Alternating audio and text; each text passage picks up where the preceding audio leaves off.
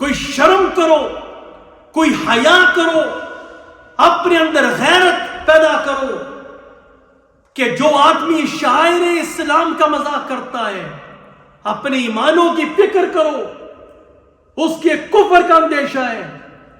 کسی بوڑھی کو کبھی امام بناتے ہو، اس کے پیچھے دو لوگوں کو، نوجوانوں کو، بدقماش لوگوں کو کھڑا کر کے پھر نماز کا مذاق اڑاتے ہو۔ اپنے اندر غیرت پیدا کرو، اپنے اندر شرم پیدا کرو۔ پوری دنیا کے اندر تم شاعر اسلام کا مذاق کرتے ہو، اور کرنے والا کون ہے؟ مسلمان ہے۔ اور میں یہ بھی بڑی وضاحت کے ساتھ یہ بات کہنا چاہتا ہوں کہ وہ لوگ جو ان فنی ویڈیوز کو وائرل کرتے ہیں اور آگے بیچتے ہیں، جہاں وہ لوگ جو نماز کا مذاق اڑا رہے ہیں وہ مجرم ہیں، جو آگے شیئر کرنے والے ہیں وہ اس سے بڑے مجرم ہیں۔ جس طرح فحاشی کو پھیلانا یہ جرم ہے، کرنے والا بھی مجرم، پھیلانے والا بھی مجرم، اور جو شاعر اسلام کا مذاق اڑا رہا ہے، جہاں کل اللہ کے کٹہرے میں وہ کھڑا ہوگا تو وہ لوگ بھی مجرم ہوں گے۔ اسی صف کے اندر انہیں کھڑا کیا جائے گا جو نماز جیسی عظیم عبادت کا مذاق اڑا رہی ہے۔ مفتی عثمانی کے بیانات اور شرعی سوالات و جوابات کو لائک، شیئر اور سبسکرائب کرنا نہ بھولیں۔ بسم اللہ الرحمن الرحیم۔ آپ صلی اللہ علیہ وسلم کے پاس ایک شخص حاضر ہوا اور آ کر کہنے لگا کہ اللہ کے رسول صلی اللہ علیہ وسلم مجھے نصیحت فرمائیے، اور نصیحت ایسی فرمائیے کہ جو بہت مختصر ہو۔ تو آپ صلی اللہ علیہ وسلم نے اسے کچھ باتوں کی نصیحت فرمائی۔ پہلے نمبر پر آپ نے یہ بات بیان فرمائی کہ جب تم نماز کے لیے کھڑے ہو تو اس طرح نماز پڑھو جس طرح دنیا سے رخصت ہونے والا شخص نماز پڑھتا ہے۔ نمبر 2، زبان سے ایسی بات مت کہو کہ کل تمہیں اس کے لیے معذرت کرنی پڑے۔ اور نمبر 3، لوگوں کے پاس جو مال ہے اس سے بالکل نا امید ہو جاؤ۔ لوگوں کے پاس جو مال ہے اس سے نا امید ہو جاؤ۔ یہ 3 نصیحتیں رسول اللہ صلی اللہ علیہ وسلم نے بیان فرمائی۔ اسلام نے ہر شعبہ زندگی کی طرف احکامات کی طرف رہنمائی کی ہے، ان میں ایک شعبہ عبادت کا شعبہ بھی ہے۔ عبادت کے شعبے سے انسان جب وابستہ ہوتا ہے اس کا تعلق اپنے رب کے ساتھ مضبوط ہوتا ہے۔ عبادت کا شعبہ اسے اپنے رب کے ساتھ ملاتا ہے۔ اس عبادت کے شعبے میں سب سے بڑی عبادت نماز کی عبادت ہے۔ اس سے متعلق بہت ساری احادیث موجود ہیں۔ اسلام نے بہت سارے احکامات ہمیں بتائے، نماز پڑھنے کا طریقہ، نماز کا ٹائم، نماز کے خشوع خضوع سے متعلق ہمیں احکامات دیے ہیں۔ نماز کی اہمیت کو قرآن نے مفصل بیان کیا، بار بار اقیموا الصلاۃ، نماز کو قائم کرو، نماز کو قائم کرو، نماز کو قائم کرو، حتیٰ کہ رسول اللہ صلی اللہ علیہ وسلم کے جو آخری لمحات تھے جب آپ دنیا سے رخصت ہو رہے تھے، ان آخری لمحات میں آپ کے آخری الفاظ یہی تھے، الصلاۃ الصلاۃ، لوگوں نماز قائم کرو، لوگوں نماز قائم کرو۔ اتنی بڑی اہمیت نماز کی۔ اللہ اکبر۔ نماز دین کا ستون ہے، الصلاۃ عماد الدین۔ آپ نے فرمایا کہ نماز دین کا ستون ہے، من اقامها فقد اقام الدین، جس نے نماز کو قائم کیا اس نے دین کو قائم کیا۔ من ہدمها، جس نے اسے گرا دیا، فقد ہدم الدین، اس نے دین کو گرا دیا۔ آپ نے خیمہ دیکھا ہوگا کہ خیمے کے درمیان میں ایک ستون ہوتا ہے اور دوسرے جتنی بھی اطراف ہوتے ہیں خیمے کے وہ جھکے ہوئے ہوتے ہیں۔ اگر آپ اس ستون کو نکال دیں خیمہ زمین پر آئے گا۔ یہی حالت نماز کی ہے کہ اگر آپ دین کا ستون نماز نکال دیں گے تو آپ کا دین اس خیمے کی طرح زمین بوس ہو جائے گا۔ تو ہمارا دین قائم ہے نماز کے ساتھ۔ ہمارا دین، ہمارے دین کی مضبوطی قائم ہے نماز کے ساتھ۔ اور آپ صلی اللہ علیہ وسلم نے فرمایا کہ مسلمان اور کافر کے درمیان اگر کوئی چیز جو ہے وہ تمیز کرنے والی ہے، حد فاصل ہے، تو وہ نماز ہے۔ آپ نے فرمایا کہ لا سہم فی الاسلام لمن لا صلاۃ لہ، ایسے شخص کی اسلام میں کوئی حصہ داری نہیں ہے، کوئی شراکت داری نہیں ہے کہ جو نماز نہیں پڑھتا۔ جو شخص نماز کا پابند نہیں ہے اسلام میں اس کا کوئی حصہ نہیں ہے۔ اور ایک مثال آپ صلی اللہ علیہ وسلم نے یہ دی کہ جس طرح انسانی جسم میں سر کا ایک تعلق ہوتا ہے جسم کے ساتھ، اگر آپ کا سر موجود ہے تو اس کے ساتھ جسم کی بقا ہوتی ہے، اس میں زندگی کے آثار ہوتے ہیں۔ جب سر نہ ہو تو جسم کی کوئی وقت نہیں ہوتی۔ اسی طرح نماز کا تعلق دین کے ساتھ ہے۔ اگر تمہاری زندگی میں، اگر کسی شخص کی زندگی میں نماز نہیں ہے تو پھر اس کا مطلب یہ ہے کہ اس شخص کا کوئی تعلق دین کے ساتھ نہیں ہے۔ اللہ اکبر۔ حضرت عمر فاروق رضی اللہ تعالی عنہ جب آپ خلیفہ تھے، امیر المومنین تھے، آپ نے اپنے جو گورنرز تھے آپ کے، ان کو خط لکھا، اور خط کا جو مضمون تھا وہ یہ تھا کہ میرے نزدیک سب سے اہم کام، تمہارے سب سے اہم کام، ہاں وہ دنیا کے ہوں ہاں وہ دین کے ہوں، ان میں سے سب سے اہم کام وہ نماز کا ہے۔ اور کہا کہ جس نے نماز کی حفاظت کی، اس نے اور اس کی پابندی کی، اس نے دین کی حفاظت کی، اور جس نے اسے ضائع کیا اس نے دین کو ضائع کر دیا۔ نماز کی حفاظت کیا ہے؟ نماز کی حفاظت ایک ہے، نماز کو اس کے سنن مستحبات، اس کے فرائض واجبات کے ساتھ ادا کرنا۔ ایک ہے کہ نماز کی پابندی کرنا، نماز پڑھنا، یہ دونوں مختلف چیزیں ہیں۔ تو حضرت عمر فاروق رضی اللہ تعالی عنہ نے ہمیں بتایا کہ اگر تم اپنے دین اور اسلام کی حفاظت کرنا چاہتے ہو، میں تمہیں نسخہ دے رہا ہوں کہ تم نماز کو اس طرح پڑھو جس طرح رسول اللہ صلی اللہ علیہ وسلم نے ہمیں بتایا ہے، اس کے سنتوں کے مطابق، اس کے واجبات کے مطابق اور اس کے مستحبات کے مطابق اس نماز ادا کرو، اور اس کے ساتھ ساتھ تم نماز کی پابندی کرو۔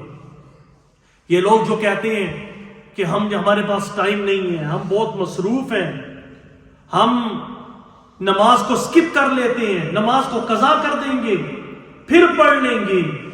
تو یاد رکھو جو نماز کی حفاظت نہیں کر سکا تو حضرت عمر فاروق رضی اللہ تعالی عنہ نے اپنے فرمان میں آگے فرمایا کہ جس نے نماز کی حفاظت نہیں کی اس نے وہ دوسرے معاملات کے اندر بھی ڈنڈی مارے گا، ان کو بھی ضائع کرے گا.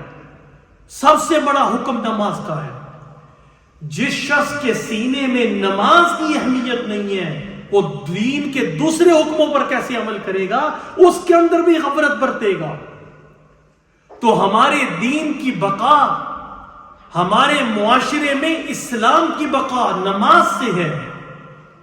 جس گھر میں نماز نہ پڑھی جائے، جس گھر میں جس معاشرے میں لوگ بے نمازی ہوں، تو پھر یاد رکھو اس معاشرے میں اللہ کی رحمتوں کا نزول تو نہیں ہوتا، اس معاشرے میں اللہ کا عذاب نازل ہوا کرتا ہے.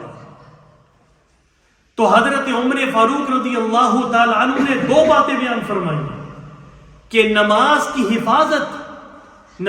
حفاظت کا مطلب یہ ہے کہ نماز کو جماعت کے ساتھ، نماز کو اس کے واجبات کے ساتھ پڑھو اور خشوع اور خضوع کے ساتھ پڑھو. خضوع کا مطلب کیا؟ دو لفظ ہے. قرآن نے کہا قد افلح المؤمنون الذین هم فی صلاتهم خاشعون. مومن تحقیق کامیاب ہو گئے. یا اللہ کون سے مومن کامیاب ہو گئے ہیں؟ الذین هم فی صلاتهم خاشعون، جو اپنی نمازوں میں خشوع کا اہتمام کرتے ہیں. دو لفظ عموماً ہمارے زبانوں پہ آتے ہیں، خشوع اور خضوع. خضوع کہتے ہیں کہ اپنے جسم کو نماز میں اللہ کے نبی صلی اللہ علیہ وسلم کے بتائے ہوئے طریقے پر جھکانا. آپ صلی اللہ علیہ وسلم نے بیان فرمایا کہ تم نے رکوع اس طرح کرنا ہے، رکوع میں نگاہ تمہاری ادھر ہونی چاہیے، جب تم سجدہ کرو تو تمہاری نگاہ ادھر ہونی چاہیے، تمہارے ہاتھ زمین پہ اس مقام پہ ہونے چاہیے، تمہارا چہرہ ادھر ہونا چاہیے، پاؤں زمین پہ ٹکے ہونے چاہیے، آپ کے گھٹنے ادھر ہونے چاہیے. ہر اس جسم کا بتا دیا کہ اس مقام پہ ہونا چاہیے نماز کے دوران. اور یہ خشوع انتہائی اہم ہے. اگر ہم تیز نماز پڑھیں گے، آدھے رکوع اور سجدے کریں گے، تو آپ صلی اللہ علیہ وسلم نے ایک مرتبہ فرمایا کہ آپ کو پتہ ہے کہ نماز کے چور ہوا کرتے ہیں. اے اللہ کے رسول، پیسے کا چور تو ہوتا ہے، نماز کا بھی چور؟ ہم نے فرمایا ہاں، نماز کے بھی چور ہوتے ہیں. نماز کے چور کون؟ اے اللہ کے رسول آپ بتائیے.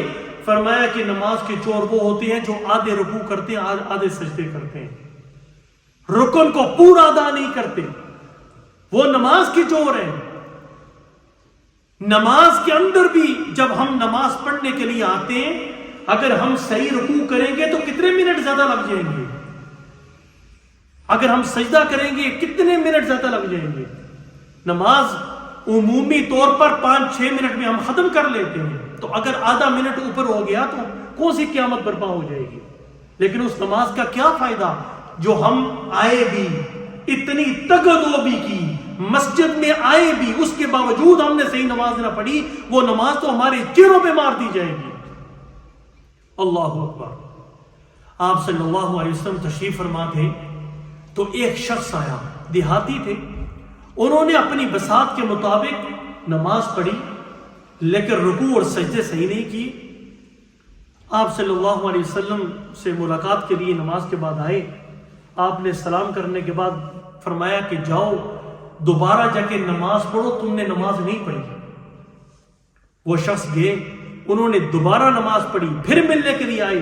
آپ صلی اللہ علیہ وسلم نے فرمایا کہ تم نے نماز نہیں پڑھی، دوبارہ پڑھو. 2-3 مرتبہ بھیجنے کے بعد آپ کے پاس آئے، اللہ کے رسول صلی اللہ علیہ وسلم میں نے نماز پڑھی ہے. آپ نے فرمایا تم نے نماز نہیں پڑھی.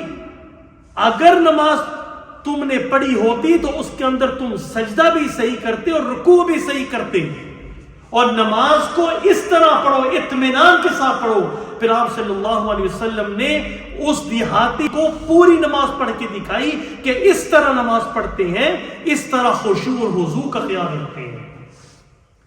اور خشوع کسے کہتے ہیں؟ اپنے دل کو نماز کے دوران اللہ کی طرف متوجہ کرنا، اس کو خشوع کہتے ہیں۔ خضوع کا تعلق جسمانی کیفیت کے ساتھ اور خشوع کا تعلق دل کے ساتھ۔ اسی کو قرآن نے کہا قد افلح المؤمنون الذین هم فی صلاتهم خاشعون، وہ مومنین کامیاب ہو گئے۔ یا اللہ کون سے مومنین؟ کہ جو نمازوں کے اندر خشوع کا اہتمام کرتے ہیں، نمازوں کے اندر وہ غیر اللہ کی طرف ان کی توجہ نہیں جاتی، وہ نماز کے اندر کھڑے ہیں لیکن اللہ اکبر، نماز کے اندر ان کی توجہ کسی غیر چیز کی طرف جاتی نہیں ہے۔ ایک صحابی تھے ابو جہم رضی اللہ تعالی عنہ، یمن سے ایک خوبصورت قسم کی نقش و نگار والی چادر آئی تھی، تو انہوں نے رسول اللہ صلی اللہ علیہ وسلم کو بطور تحفہ عطا کی۔ آپ صلی اللہ علیہ وسلم نے وہ لے لی، منقش چادر تھی، خوبصورت تھی، نقش و نگار والی تھی۔ آپ نے وہ چادر اوڑھ کر نماز ادا کی، تو نماز میں اچانک آپ کا دھیان کدھر چلا گیا؟ نقش و نگار کی طرف۔ تو آپ صلی اللہ علیہ وسلم نے اپنی نماز ختم کی۔ نماز ختم کرنے کے بعد آپ نے فرمایا کہ اس چادر کو لے جاؤ اور جا کر ابو جہم کو دے دو، اگر ان کے پاس کوئی سادی چادر ہے تو وہ لے آؤ۔ اس چادر کو جو تحفے میں ملی اس سے گوارا ہی نہیں کیا اپنے پاس رکھنا، اس لیے کہ یہ چادر سبب بنی تھی کس میں؟ عاشق میں اور معشوق میں۔ وہ نماز پڑھ رہے تھے رسول اللہ صلی اللہ علیہ وسلم، اور یہ سبب بنی تھی، دھیان بٹنے کا سبب بنی تھی۔ فرمایا میں اس چادر کو اپنے پاس رکھنا بھی گوارا نہیں کرتا، اور جو سادی چادر منگوائی اس لیے منگوائی تھی کہیں ابو جہم جو صحابی ہیں ان کے دل میں یہ نہ آئے کہیں مجھ سے کوئی غلطی تو نہیں ہوگی کہ رسول اللہ صلی اللہ علیہ وسلم نے میرے تحفے کو واپس کر دیا۔ اسی لیے فرمایا کہ یہ چادر دے آؤ اور سادی چادر لے آؤ۔ اتنا بھی گوارا نہیں کیا کہ میں اس کو اپنے گھر میں رکھوں، ایسی چیز کو فوراً واپس کر دیا کہ جو مخل ہو اللہ اور اس کے رسول کے درمیان ایسی چیز کو برداشت کرنے کے لیے وہ تیار نہیں ہے۔ ابو طلحہ رضی اللہ تعالی عنہ صحابی رسول ہیں، خوبصورت باغ، گھنے درختوں کا باغ جس میں ہر قسم کا میوہ موجود ہے، باغ میں نماز پڑھ رہی ہیں، گھنے درخت ہونے کی وجہ سے ایک چڑیا کو رستہ نہیں مل رہا۔ وہ 2-3 مرتبہ اس نے کوشش کی کہ میں کسی طریقے سے یہاں سے نکل جاؤں، لیکن وہ نکل نہیں سکی۔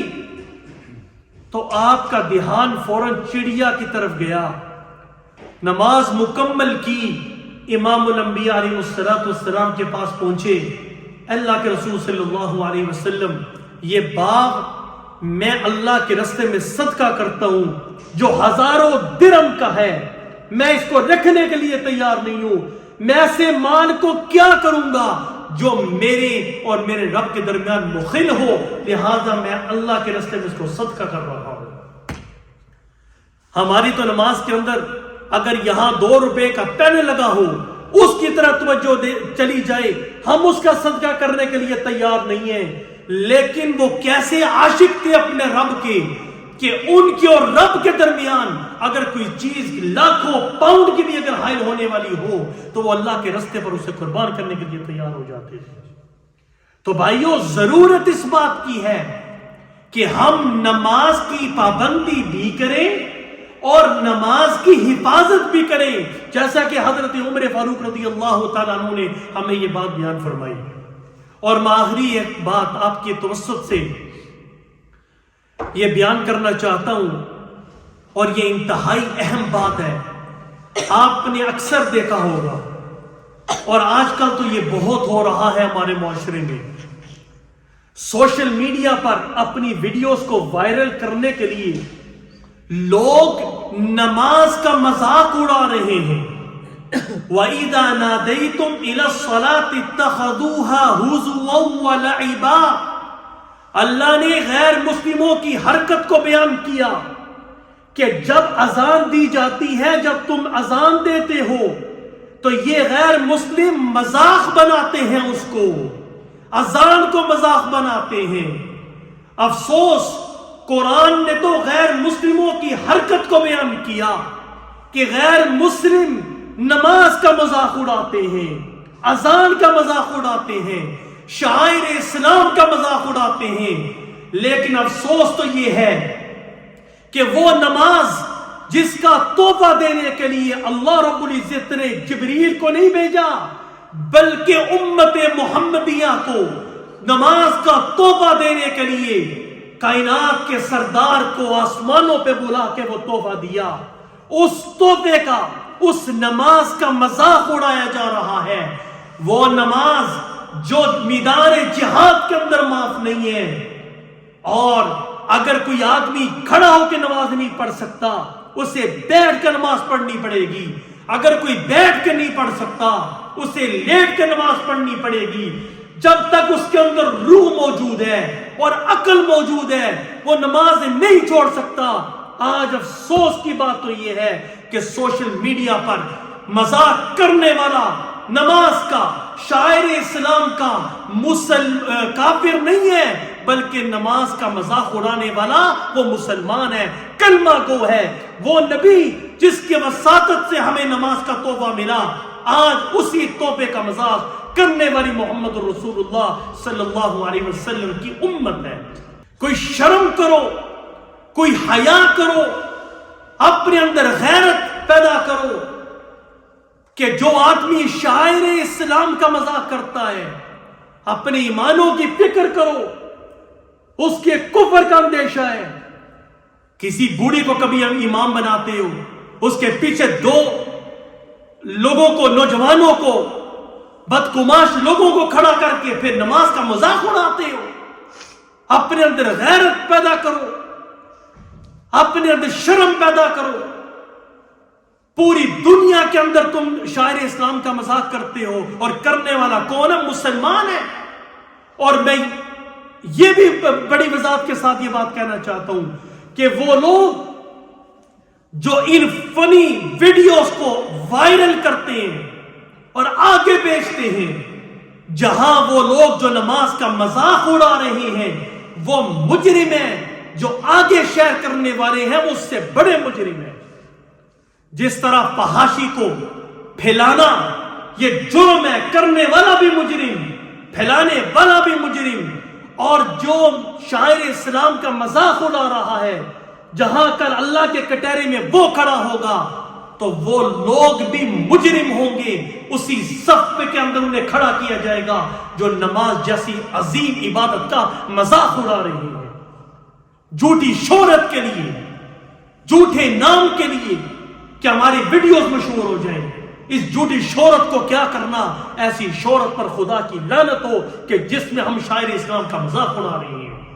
عقل کے ناقل لوگ، اللہ رب العزت سے دعا ہے کہ یہ میرے جذبات تھے۔ کافی عرصے سے میں دیکھ رہا ہوں کہ سوشل میڈیا پر اس طرح کے لوگ جو ہیں مسلمان، اور جان جان کے فنی ویڈیوز بناتے ہیں، کبھی امام کے سر پہ جوتا مارتے ہیں، کبھی امام کے پیچھے سے بھاگ جاتے ہیں، کبھی امام کے پاؤں کھینچتے ہیں۔ یہ نماز ہے یا کوئی مذاق ہے؟ تمہیں اور کوئی چیز نہیں ملی مذاق کرنے کے لیے، اور الیاذ باللہ تمہیں شاعر اسلام میں نماز جیسی عظیم عبادت کے لیے یہ بات ملی ہے کہ اپنی ویڈیوز کو وائرل کرنے کے لیے تم نے نماز کو آگے رکھ لیا۔ اس دن سے ڈرو جس دن تمہیں نماز کا سب سے بڑا سوال کیا جائے گا۔ اس دن سے ڈرو جس دن تمہاری ملاقات رب کے ساتھ ہوگی.